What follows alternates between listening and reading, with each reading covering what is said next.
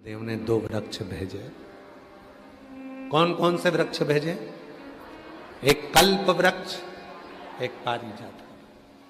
कल्प वृक्ष इसलिए भेजा गया कि राम जी ने हाथ जोड़े कल्प वृक्ष के और कहा कि भोजन दे दो। कल्प वृक्ष से जो मांगो वो मिल जाता है। बना हुआ भोजन सामने आ गया, ना अग्नि लगी, ना पानी लगा, ना धेनु लगी, और भोजन दुर्वासा जी के सामने। दूसरा पारिजात का वृक्ष आया।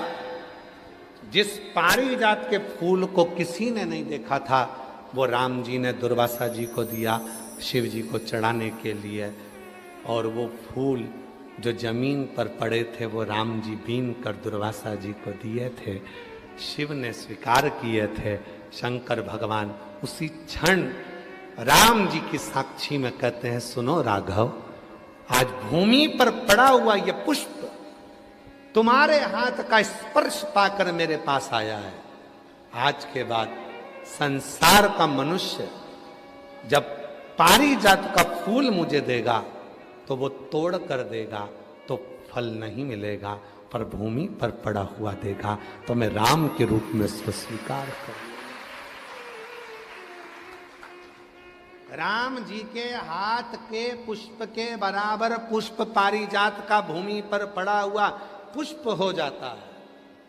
और दुनिया के लोग बात करते हैं कि ये पानी मत चढ़ाओ, वो पानी मत चढ़ाओ, ये मत करो। शिव जी को ये कई लोग कह देते हैं, ये बेलपत्र तुम्हारी पूरी टूट गई है, ये बेलपत्र खंडित हो गई है, ये खंडित बेलपत्र है, शिव जी को मत चढ़ाओ, इसकी एक पत्ती नहीं है, शिव जी को मत चढ़ाओ, ये बेलपत्र का आधा टुकड़ा है, शिव जी को मत चढ़ाओ, ये बेलपत्र का इतना सा टुकड़ा है, शिव जी को मत चढ़ाओ। शिव महापुराण की कथा जिसने पढ़ी नहीं है वो व्यर्थ की बात करते हैं। और जिन्होंने शंकर जी को जान लिया, शिव महापुराण में यहां तक लिखा है कि अगर बेलपत्र के 1,00,000 टुकड़े हो जाएं और बेलपत्र सूख भी जाए, सूख कर भी उसका चूरा बन जाए और चूरे का भी एक तिनका मात्र भी शंकर को चढ़ जाए तो सहस्त्र बेलपत्र के फल के बराबर फल प्राप्त हो जाता है। जो समझे ही नहीं उनको क्या समझाए? जो आज भी दिमाग में लेकर बैठे, खंडित है, खंडित है, खंडित है।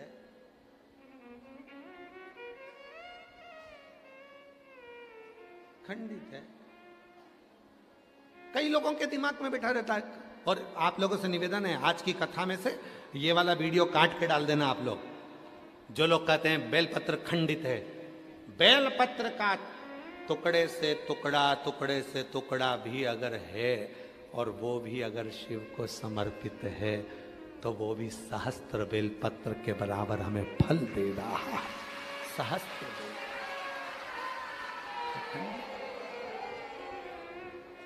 दुनिया में केवल एक ही तो है।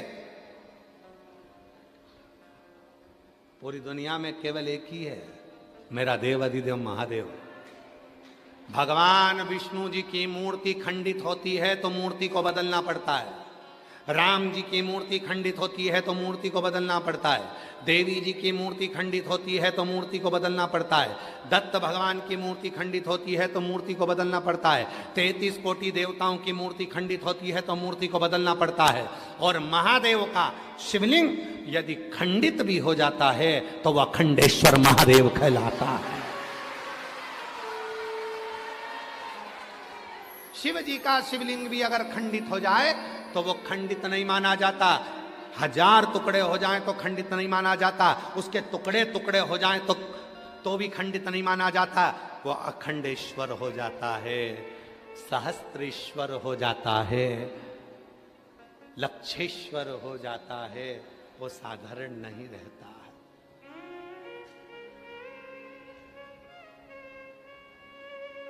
लक्षेश्वर अखंड है, वो खंडित ही नहीं हुआ।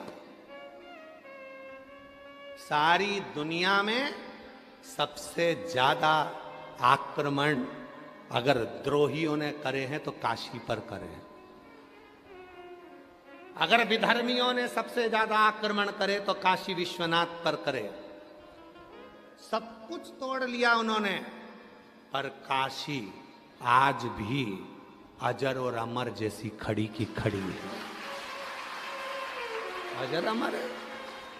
गली गली के मकान तोड़कर देख लो, हर मकान के नीचे से शिवलिंग निकलेगा, हर ओटले के नीचे से शिवलिंग निकलेगा, हर भूमि के नीचे से शिवलिंग निकलेगा।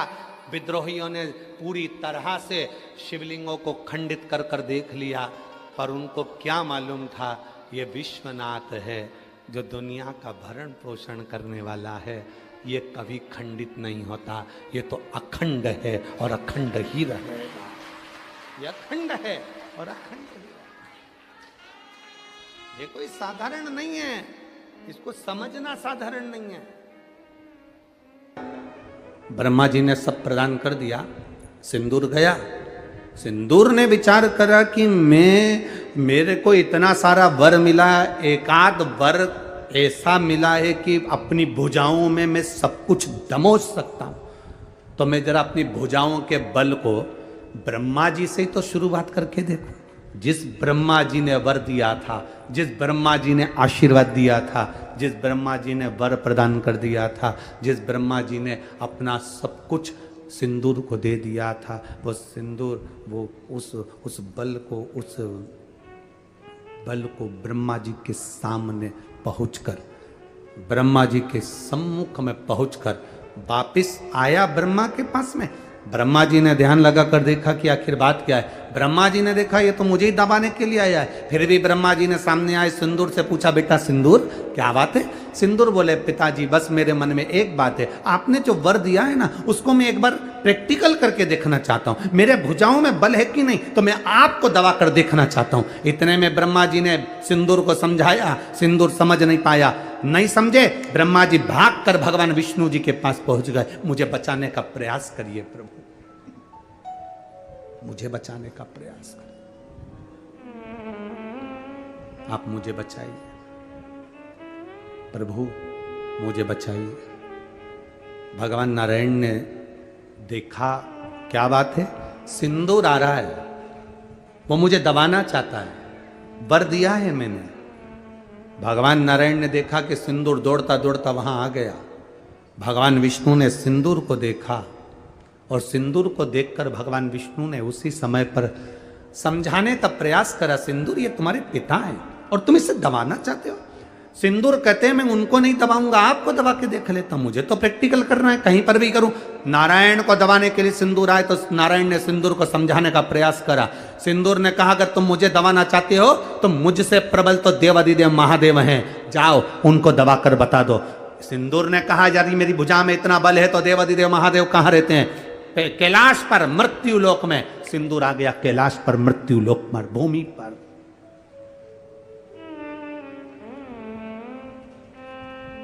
मृत्यु लोक की धरा पर, ये पृथ्वी पर, कैलाश पर आया सिंदूर। सिंदूर जैसे ही कैलाश पर आया, आते से सामने से मां के केश खुले हुए थे, पार्वती जी के केश खुले हुए। मां बड़ी सुंदर, मस्तक पर बिंदी कुंकू की लगी हुई है, रौली की बिंदी है मां के मस्तक पर, नैनों में सुरमा है मां के, लाली होठों पर लगी है मां के, केश खुले हुए हैं मां के। जो सिंदूर ने माता पार्वती जी का दर्शन किया, जो सिंदूर ने मां जगत जननी का दर्शन किया, बस भोलेनाथ जी के पास तो बाद में गया, पहले माता पार्वती जी का हाथ पकड़कर खींचकर अपने साथ ले जाने लगा। जगत जननी के शब्द की गूंज पड़ी, शब्द की गूंज। नारी जब चीखती है, नारी जब चीखती है, उसकी चीख सुनकर जो उसका साथ दे देता है, परमात्मा भी उसको वर दे देता है। परमात्मा भी वर दे देता है। दो लोगों ने चीख सुनी थी नारी की। एक चीख माता सीता का जब हरण हुआ तो माता जानकी जी चीख दी। रावण जब खींच कर ले जाने लगा, जानकी जी चीखी, जटायु ने सुना। सुनते से जटायु ने आकर रावण के साथ में युद्ध किया, सीता को बचाने का प्रयास किया। चीख सुनकर सीता को बचाने का प्रयास किया। भले जटायु खुद मर गया, पर राम जी की गोद उस जटायु को मिल गई, क्योंकि सीता की चीख सुनकर उसको बचाने का प्रयास करा। और दूसरी चीख थी द्रौपदी की।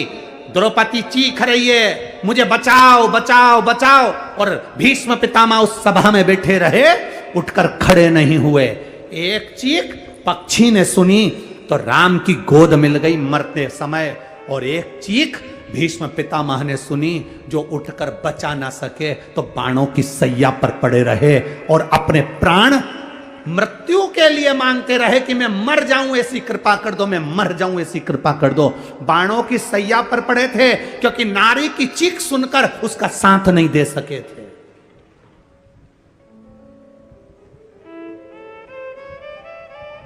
नारी की चीख सुनकर उसका साथ ना दे सके।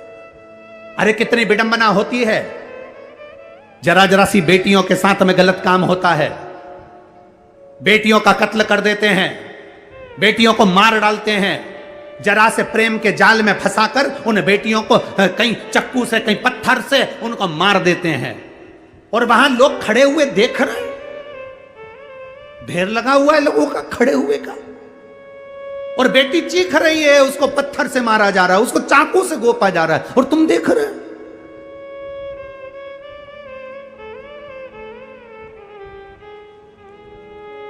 मेरा संपूर्ण बेटियों से निवेदन है, सबसे पहले तो अपने सनातन धर्म को छोड़कर किसी दूसरे धर्म के किसी लड़के की ओर आंख उठाकर भी मत देखना। अपने सनातन धर्म के और देखिए, सनातन धर्म में ब्राह्मण भी है, क्षत्रिय भी है, वैश्य भी है, शूद्र भी है, पर दूसरे की ओर निगाह उठाकर मत देखिए।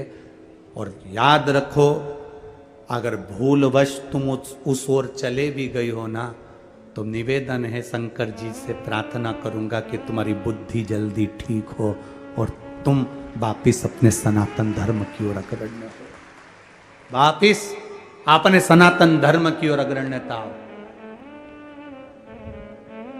कहां सीता जी चीखी तो जटायु ने बचाया, तो राम जी की गोद मिली।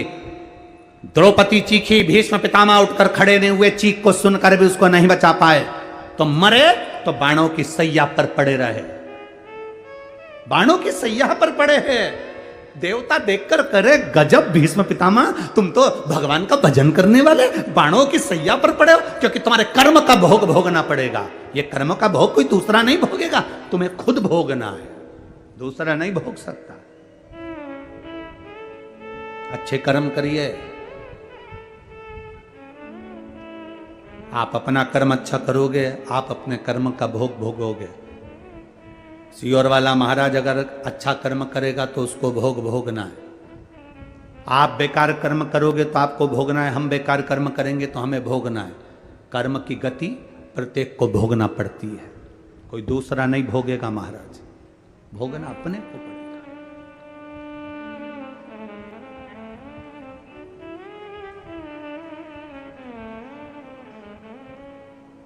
पार्वती मैया ने हाथ पकड़ा, सिंदूर ने मां जगतजननी जगदम्बा का, जगत धात्री दुर्गा का हाथ पकड़कर जब खींच कर ले जाने लगा, मां चीख पड़ी। पार्वती मां चीखी।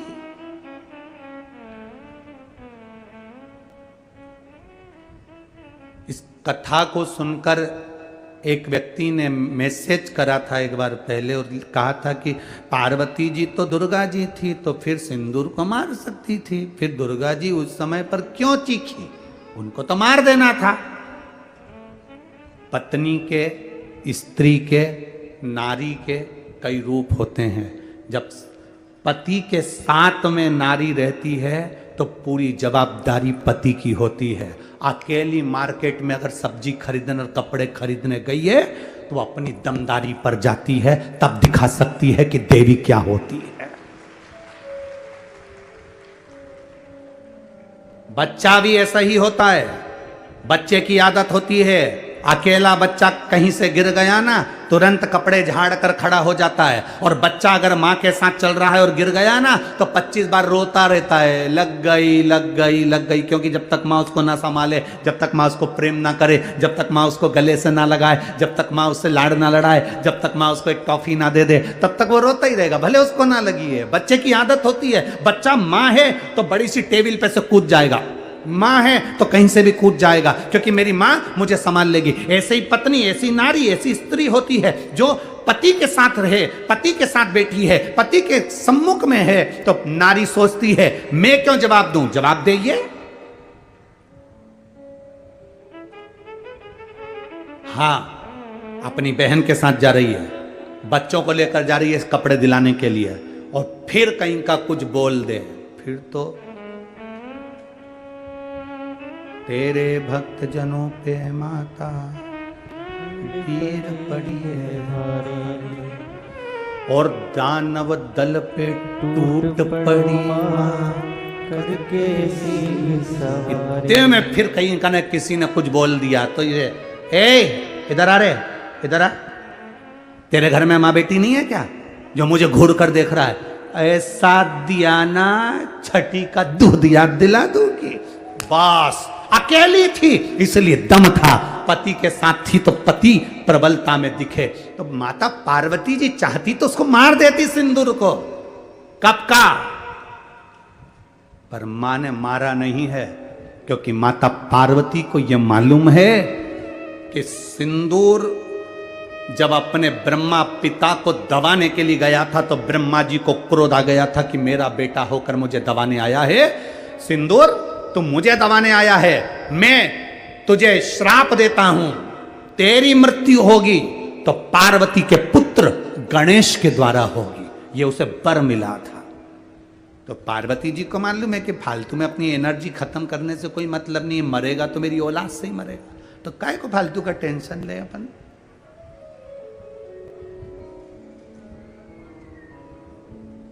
रोज रोज फोन लगा कर कहती हो साहब हमारा पैसा वापस लौटा दो, साहब हमारा पैसा वापस लौटा दो, साहब हमारा पैसा वापस लौटा दो। रोज रोज ये एनर्जी खत्म करने से कौन सा मतलब है? एक दिन सुबेरे उठो और उसके घर जाके सोफे पे बैठ जा। आओ काका जी, चाय लाओ काका जी। काका जी कहे आप यहाँ कैसे आ गए? कुछ नहीं, वो तुम्हें जो दिया था वो भूल गए थे, मेरे पति रोज रो रहे हैं, तकलीफ में है, देकर गलती नहीं करी है। कब दोगे? तारीख बताओ, अब भी की अब भी। एक मोबाइल साथ में ले जाओ, रिकॉर्ड करके लाओ कि इतनी तारीख को दूंगा।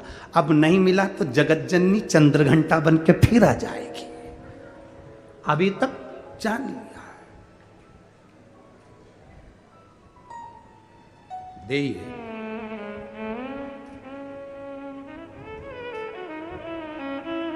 पार्वती जी सिंदूर को मार सकती थी, नहीं मेरा पुत्र मारेगा, मेरा बेटा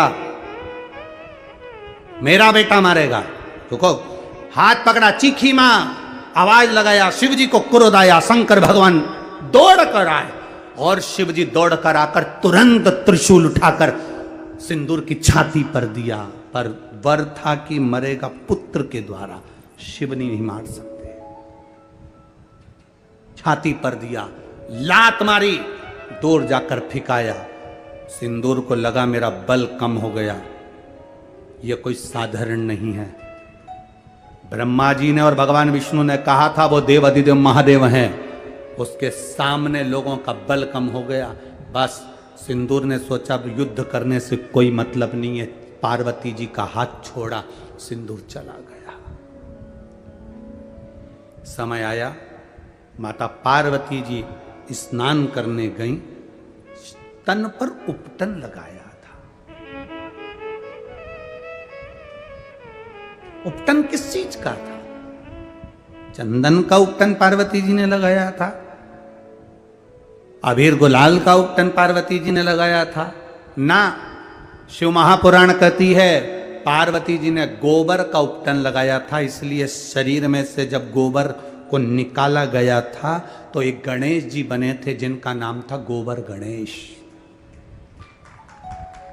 गोबर गणेश आज भी विवाह में, शादी में, बड़े कार्यक्रम में पीतल की मूर्ति नहीं रखी जाती है। आपके छत्तीसगढ़ में रखते हो तो बात दूसरी है, पर हमारे यहां तो आज भी शादियों में, बड़े बड़े फंक्शन में, मंडप के नीचे, कहीं विशेष फंक्शन में काय के गणेश जी बनते हैं? जम के बोलो जरा, गोबर के गणेश, मट्टी के गणेश, गोबर के गणेश बनकर बिठाते आज भी।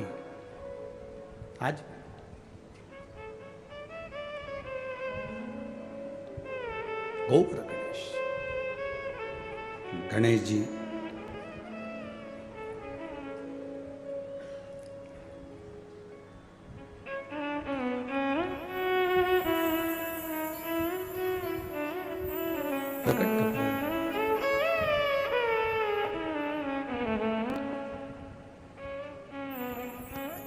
बस यही भाव।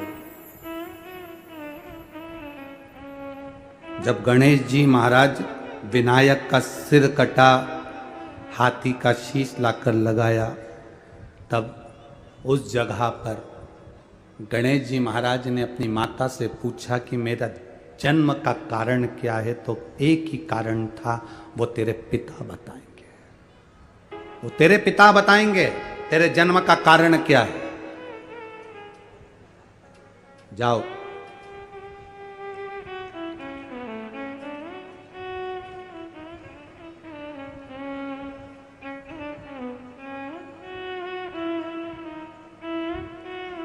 अब मिलने की ललकता जागी, मिलने की।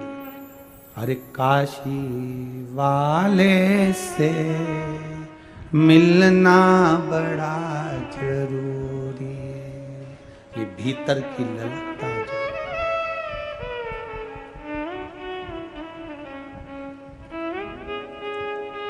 गणेश जी गए, बाबा को प्रणाम किया, नमन किया।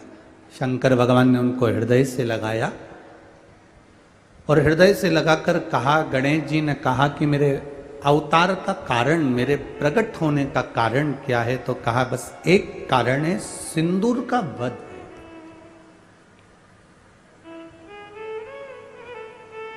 ये किसी एक कल्प की कथा नहीं है, अनेक कल्प की कथा। सिंदूर का वध।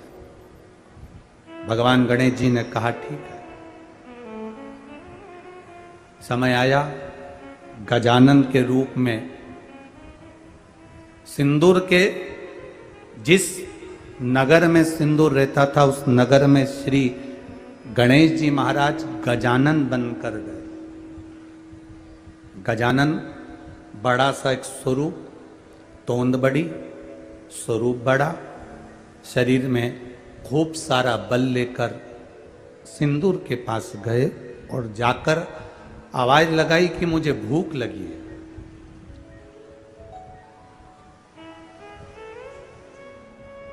मुझे भूख लगी है, भोजन दिया जाए। सिंदूर अभिमत्ता में था, अहंकार में। उसे अपनी बल का, अपने राज्य का, अपनी सत्ता का, अपने वैभव का बल बहुत था।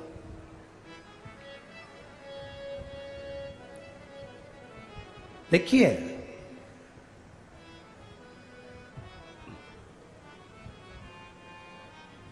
पाप अपने आप हो जाता है, पुण्य अपने आप नहीं होता। पाप और पुण्य में ये बहुत बड़ा अंतर है। पाप और पुण्य के अंदर पाप अपने आप हो जाएगा। झूठ बोल दिया पाप हो गया, गलत कर्म कर दिया पाप हो गया, गलत दृष्टि से देख लिए पाप हो गया, किसी को चाटा मार दिया पाप हो गया, किसी का धन हड़प लिया पाप हो गया, किसी की कोई वस्तु रख ली पाप हो गया। पाप अपने आप हो जाता है, पर पुण्य अपने आप नहीं होता। पुण्य को करना पड़ता है, पाप को करना नहीं पड़ता, पाप अपने आप हो जाएगा।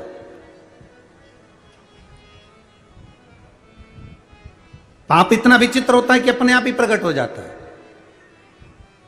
आप मोबाइल देख रहे हो, मोबाइल देखते देखते देखते देखते किसी का एक मैसेज आ गया, मैसेज में उसने उसकी निंदा लिख दी, तुम्हारा पाप उपजने वाला है इसलिए उसमें तुमने नीचे कमेंट्स में अपनी तरफ से भी एक बात लिख दी, पाप सामने प्रकट हो गया। मतलब तुम्हारे भीतर वो गलत विचार आ गया, गलत सोच आ गई, गलत दृष्टि आ गई।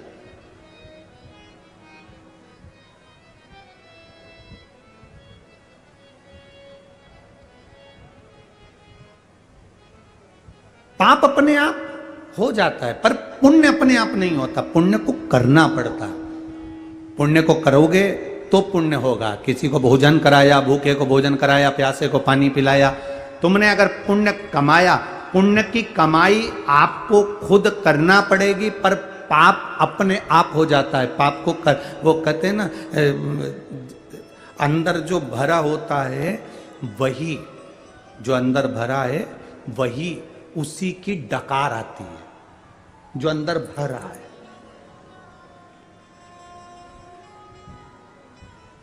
अब तुम एक प्रैक्टिकल करके देखना। अब इसको प्रैक्टिकल करने की भी जरूरत नहीं पड़ती, आप तो करे हुए हो प्रैक्टिकल। आप एक काम करना, कड़ी बनाकर चावल के साथ कड़ी खा जाना। अब तुम्हें दिन भर कड़ी की डकार आएगी कि नहीं आएगी? अरे बोलो तो जम के जरा।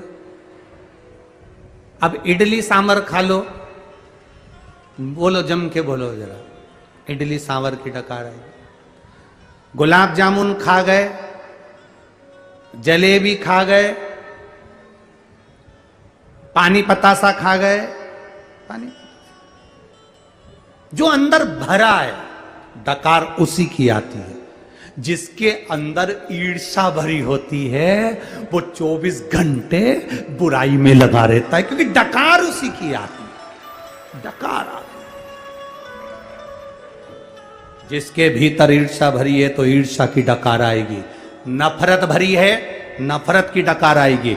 निंदा भरी है, निंदा की डकार आएगी। तुम्हारे भीतर किसी की उन्नति देखकर, किसी की प्रोग्रेस देखकर, किसी के चार चांद देखकर, किसी की फैक्ट्री देखकर, किसी की दुकान देखकर, अगर तुम्हारे मुख से गलत विचार निकल रहे हैं, गलत बात निकल रही है, तुम किसी के लिए गलत लिख रहे हो, गलत सोच रहे हो, गलत बोल रहे हो, तो समझ लेना तुम्हारे अंदर कूट कूट के ईर्ष्या भरी हुई है, इसलिए उसकी डकार आ रही है। तुम्हारे अंदर बुराई भरी है तो बुराई की डकार आ रही है। तुम्हारे अंदर निंदा इतनी भर गई कि निंदा की डकार आ रही है। तुम्हारे अंदर इतना गंदगी भर गई कि तुम्हें कोई दुनिया का कोई व्यक्ति अच्छा ही नजर नहीं आ रहा, क्योंकि तुम्हारे अंदर बुराई की डकार आ रही है। वो केवल अंदर जो भरा है उसी की डकार प्रकट होती है।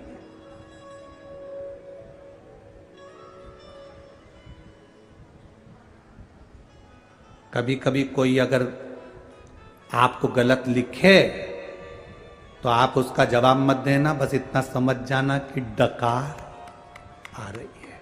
इसके अंदर ईर्ष्या कितनी भर गई जो डकार आ रही है। गलत लिख रहा है, गलत सोच रहा है, गलत विचार कर रहा है, गलत दृष्टि रख रहा है, गलत विचार से सराबोर हो रहा है। उसके अंदर भरा कितना है, उसके अंदर भरा क्या है।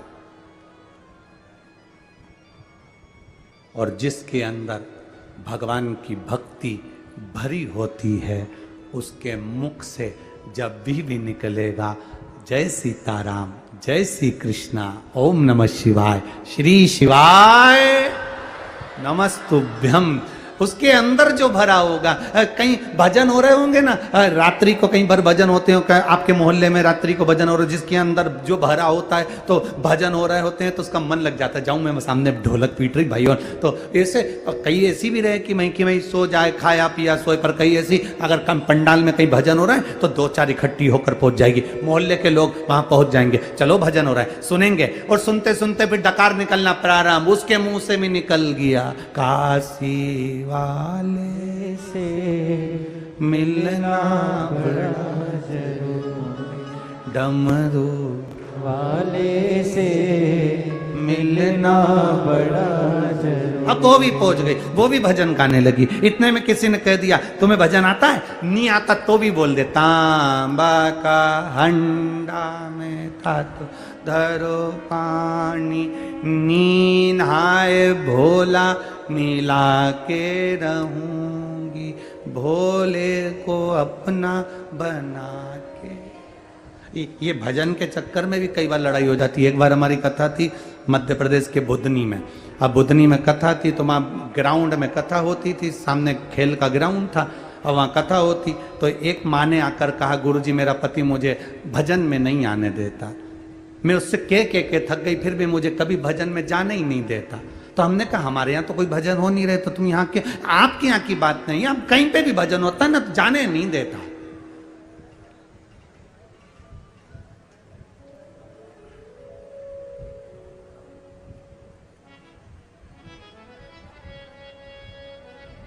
हमने कहा तेरे पति को लेके आना। वो अपने पति को लेके आ गई कथा में। कथा पूरी हुई तो मिलने आई। अब मिलने आई तो हमने उससे पूछा, क्यों रे भैया तो इसको भजन में क्यों नहीं जाने देता? भजन से क्या प्रॉब्लम है ये बता। कि नहीं जाने दूंगा तो नहीं जाने दूंगा। आप महाराज हो, आपका आदर है, सम्मान है, पर इसको मैं भजन में नहीं जाने दूंगा। हमने कहा बता तो दे कि क्यों नहीं जाने देगा। बस नहीं जाने दूंगा।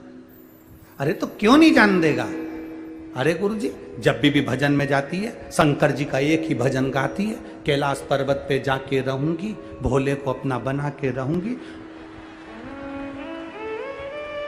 तो हमने कहा इस भजन से तो कोई तकलीफ क्या है? बस तकलीफ एक ही है, हमारे पड़ोस में भोला रहता है, इसलिए इसको भजन में नहीं जाते। कुछ भी हो, वो भोला चाट वाला ठेला लगाता है। तो मैंने कहा जी जी तेरे हाथ जोड़ू, तू आज के बाद ये भजन मत गाना। कि नहीं गाऊंगी, नहीं गाऊंगी। फिर कौन सा गाएगी? बस उसने कहा मैं गा के बता दूं। मैंने बता, अपने भोले की मैं तो बनी रे जोगनी। इतने में फिर वो भयंकर चिल्ला छोड़ चालू कर। हम देखा तेरे को भोले ही मिले, जब देखो जब भोला का भजन गा, शिव जी का गा ले, शंकर जी का गा ले, भोला मत बोल। तो क्या ठीक है मैं चेंज कर दूंगी।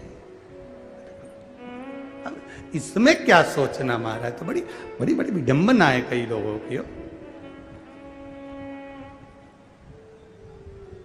कई बार विचित्रता में आ जाता है। अब भगवान गणेश जी महाराज बड़ा सा रूप रखकर भोजन करने के लिए गए। इसको अभिमान था, बहुत बहुत विचित्र। जो डकार अंदर भरी हुई है, जो भोजन भरा हुआ, जो चीज अंदर भरी है वो डकार में निकलती है। ईर्षा भरी होगी, ईर्षा निकलेगी। नफरत भरी होगी, नफरत निकलेगी। आपके शब्दों में, आपकी वाणी में, आपकी लेखनी में वो सामने प्रकट होगी जो आपके अंदर भरा।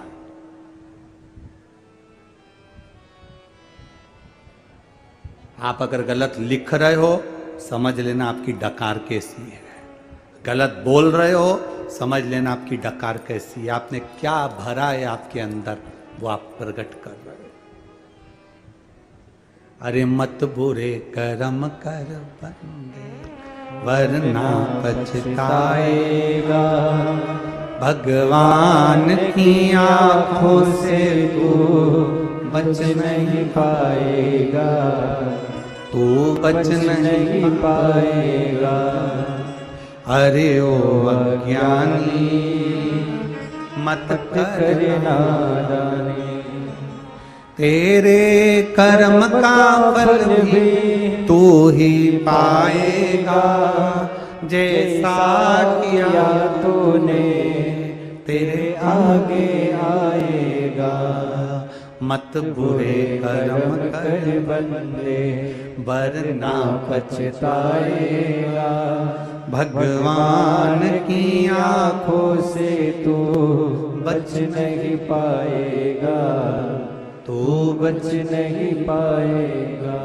तो पाप करा नहीं जाता, अपने आप हो जाता है, और पुण्य को करना पड़ता है।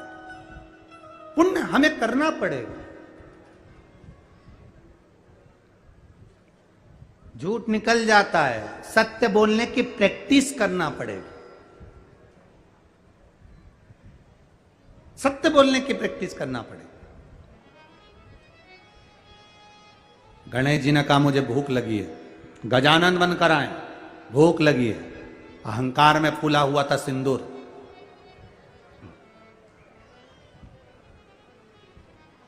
सिंदूर अहंकार में फूला हुआ था। क्या है भोजन? सिंदूर ने अपनी सभा में बैठकर कह दिया कि इस बच्चे को भोजन कराओ, जाओ बालक को भोजन करो। कभी जिंदगी में किसी को छोटा मत समझो। 70 साल के बूढ़े व्यक्ति का मोबाइल अगर बिगड़ जाता है तो 10 साल का बेटा पोता मोबाइल का फंक्शन सही कर देता है, और 70 साल का बूढ़ा व्यक्ति अपना मोबाइल सही नहीं कर पाता है। 15 साल का पोता गोदी में बैठकर दादाजी मेरे को दो, क्या हो गया बेटा, देख तो जरा इसमें कॉल अपन उठाओ तो बंद हो जाता है, आवाज ही नहीं आती है। मैंने लगा लगा के देख लिया, तो तेरे पिताजी से भी कहा, पिताजी ने देख लिया, बहू से कहा, बहू ने देख लिया। पोता बोला दादा लाओ मेरे को दो। दादा के पलंग पर बैठा पोता, पाँव लंबा, गोदी में दादा के पाँव, और बैठ के तकिया से और 5 मिनट में करके दे दिया, दादा ये देखो चालू हो गया। देखो दादा ने जो फोन पे बात करी, गजब गजब, छोरे को पारे मेरा बाबू कितना जोरदार, तूने मेरा मोबाइल अच्छा कर दिया। तेरे पिताजी से नहीं हुआ, तेरी माताजी से नहीं हुआ, तेरे भाई से नहीं हुआ, और तू 10 साल का 15 साल का, और तूने मोबाइल अच्छा कर दिया। कभी कभी ये मत सोचना कि छोटा किसी काम का नहीं रहता। ये अंदाजा लगा कर रखना, घर में बड़े बड़े बर्तन होते हैं पर वो बर्तन कभी कभी काम आते हैं। घर में जो छोटे छोटे बर्तन होते हैं सबसे ज्यादा काम वो ही आते हैं, इसलिए जो छोटे हैं उनको साथ लेकर चलिए। बड़े बर्तन कभी कभी काम आएंगे और छोटे बर्तन, अरे बोलो जम के बोलो जरा, ये बड़े बड़े जो होते हैं ना, ये हम बोलेंगे तुम्हें बुरा लग जाएगा रे बाबा, इसलिए हम बहुत सारी कथा तो गायब कर देते हैं। फिर भी मन करता है कि बोल दो तो अच्छा है, नहीं तो पेट दुखेगा। ये बड़े बड़े जो बर्तन होते हैं ना, बड़े बड़े नेता हों, ये तो बहुत कम काम में आते हैं। छोटे छोटे बर्तन कार्यकर्ता जो होते हैं, इन्हीं से नैया पार हो जाती है, इन्हीं से। छोटे बर्तन। अब बड़ा बर्तन कितना काम आ रहा है? ऊपर से ऑर्डर लिख दिया कलेक्टर साहब ने, नीचे से ऑर्डर कर दिया एसपी साहब ने, उससे नीचे गया एसडीएम साहब, उसके नीचे गया टीआई साहब, और बाकी का जो ये सारा झमेला झेल रहा है वो ऊपर वाले झेल रहा है। ये बेचारे जितने खड़े थे सब छोटे बर्तन थे, तो कथा का पूरा पानी झेल के ले गए। छोटे बर्तन, बड़े बर्तन नहीं, छोटे बर्तन। छोटे को साथ लेकर चलो। कभी ये मत सोचो कि बड़े काम आएंगे, ना ना, छोटे भी काम आएंगे। इसलिए हमारा सनातन धर्म में ब्राह्मण, क्षत्रिय, वैश्य, शूद्र, इन सबको एक जगह पर लेकर आते हैं। सनातन धर्म में कोई अलग नहीं। सनातन धर्म में कहा जाता है ये 4 चौकी के 4 पाए हैं, ये हैं तो हमारा सनातन धर्म टिका हुआ है। छोटे से लेकर बड़े तक सबको साथ कर चलना है। घर में जब कोई काम होता है, फंक्शन होता है, बड़े सोफे पर बैठे रहते हैं, काम तो छोटा ही करता है। मामी जी भोजन ला दूं, काकी जी रोटी ला दूं, पोछा लगा दूं, कपड़े उठा दूं, सामान रख दूं, छोटा काम आता है। छोटे बर्तन हर जगह काम आ जाएंगे, बड़े बर्तन किसी काम के नहीं। शादी में दहेज में तुम्हें इतने सारे बर्तन मिले, दहेज में बड़े बड़े बर्तन मिले, तुमने कितने बर्तन दहेज के आज तक निकाल के रखे? बोलो री जी जियो, दहेज के सारे बर्तन निकाले क्या? नहीं, दहेज के सारे बर्तन बोरे में बंद रखे हैं। पर जैसे ही मेहमान ज्यादा बड़े, जा वो बोरे में से छोटा वाला प्लेट कर लिया, तो जा छोटी प्लेट निकाल ला, चम्मच निकाल ला, जल्दी जा, छोटी प्लेट, छोटी चम्मच, छोटा सामान, छोटी वस्तु निकाल कर लिया है। इसलिए शिव महापुराण की कथा कहती है, जितने छोटे बनकर अपनी जिंदगी को जियोगे उतने परमात्मा के करीब बने रहोगे, उतने नजदीक में रहोगे। छोटे बर्तन काम, बड़े नहीं। वो एक लाइन बोलते हैं सब लोग, बड़ा हुआ सो जैसे पेड़ खजूर पंथी को फल लगे, क्या फायदा। छोटे बनकर जिंदगी को जीना एक आनंद का विषय है, आनंद का विषय। सिंदूर ने कह दिया छोटा है, ये छोटे से बच्चे को जाओ भोजन करा दो। गजानन भोजन करने बैठे, सिंदूर ने कह दिया जिमाओ छोटा सा। अब इनको क्या मालूम था वो छोटा बड़ा भारी था। एक बार में जितना परोसा गया था वो तो एक ही बार की थाली उठा के निपटा गया। दूसरी बार परोसा वो भी खा गए, तीसरी बार परोसा वो भी खा गए। जितना सिंदूर के यहाँ का भोजन था सारा खा गए। द्वारपाल दौड़ कर जाकर बोले सिंदूर महाराज वो तो पूरा खा गया, कुछ नहीं बचा सिंदूर के, मैं राजा महाराजा, क्या कमी, लाओ और दो। वो और खा गया। आखिरी में सिंदूर को लगा मैं पार्वती जी का हाथ पकड़कर इसलिए ला रहा था कि उनके घर में औलाद ना हो। ब्रह्मा जी ने कहा गणेश जी का प्रागट्य होगा और तेरे प्राण हरेगा। सिंदूर की बुद्धि में आया ये कहीं गणेश तो नहीं है, गणेश तो नहीं। तब सिंदूर उस बालक के साथ में युद्ध करने के लिए आतुर हुआ। और सिंदूर जब बालक के साथ युद्ध करने को आतुर हुआ तब गणेश जी महाराज ने सिंदूर के प्राणों को हरने के लिए जो प्रहार करा अंकुश का, ऐसा प्रहार, तड़पने लगा सिंदूर, तड़पने लगा। प्राणों को हरा, रक्त की धार निकली। जो रक्त की धार निकली तो सिंदूर मरते मरते हाथ जोड़कर कहता है मुझे क्षमा करो, मैं ब्रह्मा के मुख से जमाही द्वारा निकला हूं, मेरा नाम सिंदूर है। यम भी मुझसे दूर रहते हैं, आप कृपा करो, दया करो। मेरे शरीर से निकले हुए इस रक्त को, मेरे शरीर से निकले हुए इस भाग को आप अपने तन पर धारण करो गजानन, और वर दीजिए ये सिंदूर जिस जिस स्थान पर होगा वहां यम के दूत भी निगाह न कर सके, ऐसा वर दे दीजिए। ये वर दे, ये अखंडता दे, अखंडता।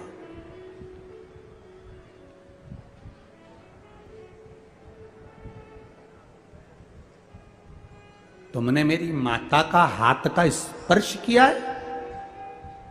सिंदूर कहते हैं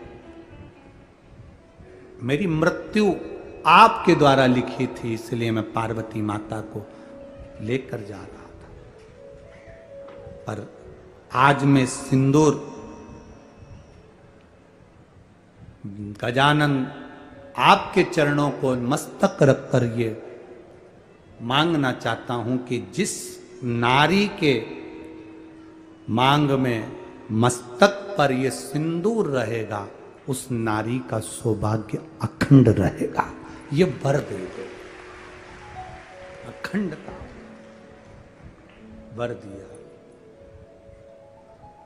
गजानन आपके तन पर ये मेरा सिंदूर, ये मैं आपके तन पर सदा रहूं, ऐसा आशीर्वाद दीजिए। भगवान देवाधिदेव महादेव ब्रह्मा विष्णु सब एकाग्रित हो गए और एकाग्रित होकर सिंदूर को वर के रूप में दिया कि गजानन ही नहीं, जिस भी देवता के संग में सिंदूर तेरा सानिध्य होगा और ये सिंदूर तेरी भी अखंडता रहेगी और यम के दूत उस जगह से दूर रहेंगे। गणेश जी महाराज सिंदूर अपने तन पर धारण कर लिए, वही सिंदूर श्री हनुमंत लाल जी ने भी त्रेता में धारण किया। वही सिंदूर श्री भैरव बाबा ने अपने तन पर धारण करा, क्योंकि विनायक श्री गणेश जी महाराज ने सिंदूर की महत्वता का व्याख्यान वर्णन किया है, वर्णन किया। प्रयास किया जाता है। हमारे सनातन धर्म में, हमारे हिंदू धर्म में, हमारे सनातन धर्म का एक गौरव है।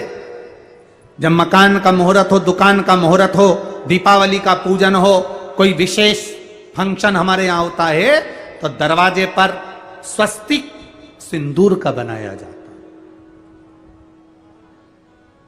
घृत में घोलकर, गाय के घी में उसको घोलकर स्वस्तिक बनाया जाता है। क्यों?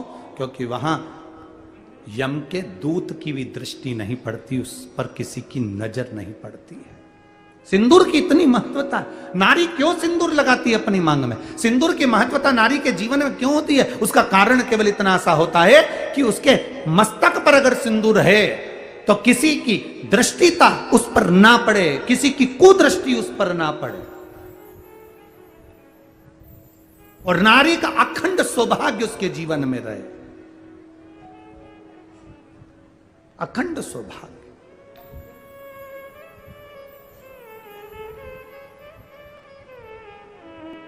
दो चीजें बड़ा भारी होती है, एक मांग का सिंदूर और एक गले में पड़ा हुआ मंगल, जम के बोलो जमा, मंगल सूत्र। मंगल सूत्र को अगर आप देखोगे तो मंगल सूत्र में काला दाना, फिर पीला दाना, सोने का दाना, ठीक है?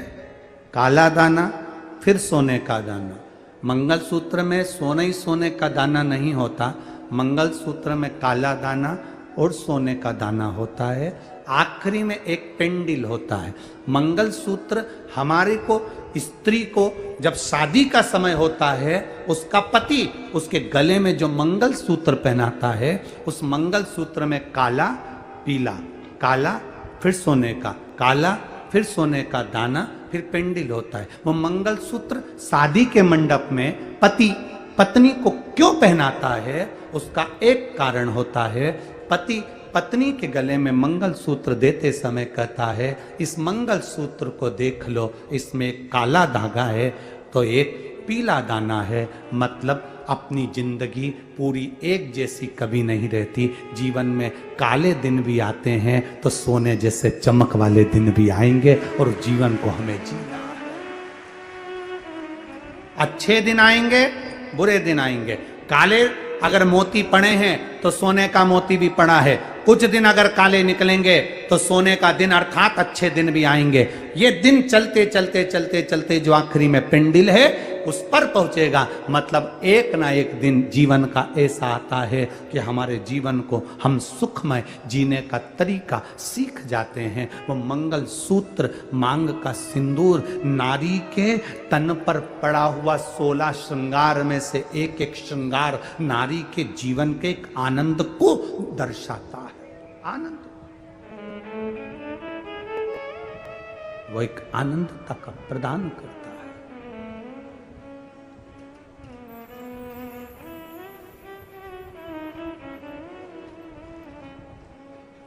सखीरी डमरू वाले से हमारी लड़ गई आँखियाँ, सखीरी काशी वाले से हमारी लड़ गई आँखियाँ। बचाया था बहुत लेकिन हमारी लड़ गई अखियाँ। शिव तत्व कह रहा है, भगवान शंकर का संवाद कर रहा है। सिंदूर के जाने के बाद में भगवान देवाधिदेव महादेव ने भगवान विनायक को, भगवान गणेश को अपने गले से लगाया। सहजता नहीं है मां, भगवान विनायक को गले से, हृदय से। समय आया, आगे वर्णन आता है, ब्रह्मा जी ने सृष्टि की रचना करी। रचना करने में ब्रह्मा जी महाराज भगवान शिव के अर्धनारीश्वर स्वरूप का दर्शन करे और उनके हृदय से दक्ष जो प्रकट हुए, उनका विवाह प्रसूति के साथ किया। प्रसूति, जिस प्रसूति ने अपने गर्भ से कई कन्याओं का जन्म दिया, आखिरी में दक्ष प्रजापति ने माता का स्तुति कर कर एक कन्या और मांगी, मुझे एक कन्या का और जन्म हो जाए। मां भवानी ने, मां दुर्गा ने, मां देवी ने कहा तुम्हारे घर में पहले से 60 कन्याएं जन्म ले चुकी है, एक कन्या और मांग रहे हो, क्यों? तो दक्ष प्रजापति ने कहा बेटा एक कुल को तारता है और बेटी 2 कुल को तार देती है, इसलिए बेटी का जीवन एक आनंद का जीवन है, आनंद का जीवन। मेरी जीजियों, कभी अगर आप किसी डॉक्टर से राय लेना तो वो आपको बताएगा, पुत्र के जन्म देने वाली मां की उम्र 5 वर्ष कम हो जाती है और बेटी को जन्म देने वाली मां की उम्र 2 वर्ष बढ़ जाती है। बेटी, किसी डॉक्टर से आप पूछना, किसी साइंस वाले से आप बात करना, कभी नेट पर सर्च करना कि बेटे के जन्म देने वाली मां और बेटी को जन्म देने वाली मां के जीवन का एक चरित्र का स्मरण करिए। बेटी को जन्म देने वाली मां साधारण नहीं, बड़े भाग्यशाली हो जिनके घर में बेटी जन्म लेती है, बड़े भाग्यशाली हो, किस्मत वाले, बहुत प्रबल किस्मत वाले हो आप जिनके घर में बेटी ने जन्म लिया है। महाराज, भिलनी, वो भिलनी चली तो गई थी अपने घर से कि मेरे पिता मेरी शादी के लिए इतने सारे पशुओं को लेकर आए हैं और इतने सारे पशु मेरी शादी में मरेंगे, दोष लगेगा। तो भिलनी अपना घर छोड़कर चली गई थी, मातंग बाबा के आश्रम में पहुंच गई थी, वहां ज्ञान उपजा उसको और उसने तप साधना करी, भगवान राम की प्रतीक्षा करी। उस शबरी ने भगवान राम का दर्शन किया। ईमानदारी की बात का स्मरण करिएगा, शबरी मां को जब राम जी का दर्शन हुआ, सबसे ज्यादा प्रसन्नता अगर किसी को थी तो शबरी के माता पिता को थी कि हमारी बेटी ने राम का दर्शन कर लिया। हमारी बेटी ने, जब एक बेटी अपने माता पिता का नाम रोशन करती है, अपने माता पिता के बतलाए हुए मार्ग पर चलती है, अपने माता पिता की एजुकेशन जो दी गई है उसके अनुकूल कार्य करती है, जब एक बेटी अपने माता पिता का नाम रोशन करती है, विद्वत्ता में, एजुकेशन में, पढ़ाई में, खेल और ये अन्य संस्थाओं में जो कार्य कर कर अपनी बेटियां जब अपना नाम रोशन करती हैं माता पिता का, तो माता पिता का सीना तन जाता है। और जब वही बेटी कहीं गलत लड़कों के साथ फंस जावे, कहीं गलत संगति में चली जावे, कहीं गलत विचारों में चली जावे, तो माता पिता को भी रोना पड़ता है। माँ भी सोचती है जिस बेटी को जन्म दिया वो कहाँ चली गई। दक्ष प्रजापति ने मांगा, माता देवी से कहा कि मुझे एक बेटी का जन्म हो जाए, एक बेटी दे दियो। बेटी कहाँ से आएगी? तो कहा कि मैं स्वयं बेटी के रूप में जन्म लूंगी।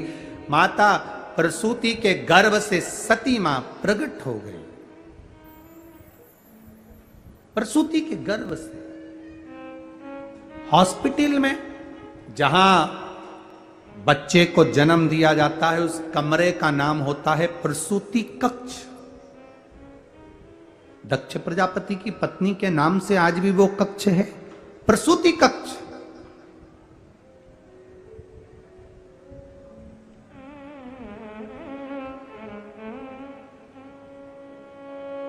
क्योंकि जितने बच्चे जन्मे थे माता प्रसूति के यहां, सब विद्वान, सब ज्ञानवान, सब प्रबल थे, सब प्रबल। सती मैया का जन्म हुआ, शिवजी के साथ मंगल विवाह हुआ। विवाह होने के बाद सती मां भगवान महादेव के साथ में कुंभज बाबा के आश्रम में, अगस्त ऋषि के आश्रम में कथा श्रवण करने के लिए गई, पर उनका मन नहीं लग पाया, चित्त नहीं रम पाया। कथा में मन लगाना थोड़ा कठिन काम है, बहुत कठिन। ये कहीं पुराना हमारा जो संस्कार होता है, पुराना हमारा जो संस्कार होगा, उसके कारण हमारा मन कथा में रम जाता है। और अगर संस्कार हमारे पुराने ठीक नहीं है तो हमारा मन नहीं रमता। आप में से कितने लोग हैं जो गाय को रोटी देते हैं? जम के बोलो। सब है? हाँ ठीक है। सब गाय को रोटी देते हो? काय के लिए देते हो? कोई तुमसे पूछे कि गाय को रोटी काय को देते हो, बोलो, जम के बोलो जरा। चलो अच्छा, पहले नंबर का डूम वाला, जितना भी पंडाल वाले, उस पंडाल वाले जरा बोलो तो जरा, गाय को रोटी काय के लिए देते हो?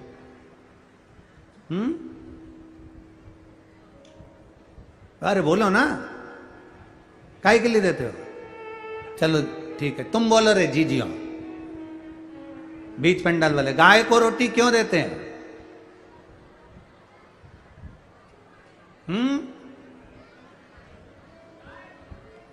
गाय दूध देती है